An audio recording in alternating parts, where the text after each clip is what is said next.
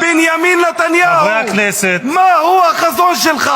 מה חברת החזון הכנסת שלך, גוטליב, תגיד די. לי? מזה 30 שנה אתה רוצח סדרתי של השלום. לא, עצור. של השלום. רד מהדוכן מיד. רד מהדוכן מיד. להוריד אותו עכשיו. רוצח סדרתי של השלום, מה להוריד אותו הבעיה? עכשיו. מה החזון רוצח שלך? סדרתי בקפלן, לא פה. רוצח סדרתי של השלום זה אתה. רד מהדוכן. רוצח סדרתי, רד מפה. בנימין נתניהו, אני רוצה לספר לך את סיפורו של מוחמד אבו אל-קומסאן, בן 32 מעזה. בבוקר יום שלישי 13 באוגוסט יצאתי בשמחה לבית החולים. הוצאתי את תעודת הלידה לתינוקות שלי. מתוך שמחה שלחתי לאשתי תמונות ותעודות הלידה בוואטסאפ. אחי לא ענתה.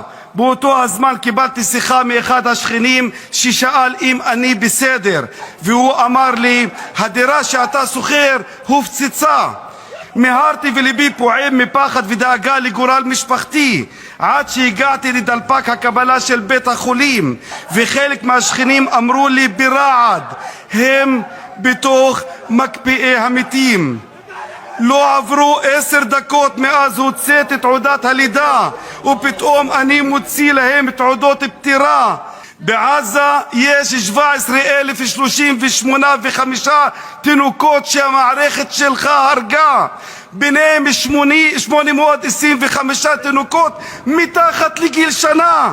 בעזה היום 35,055 תינוקות יתומים.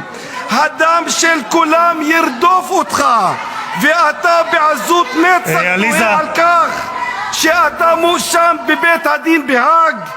בנימין נתניהו, חברי הכנסת, מהו החזון שלך?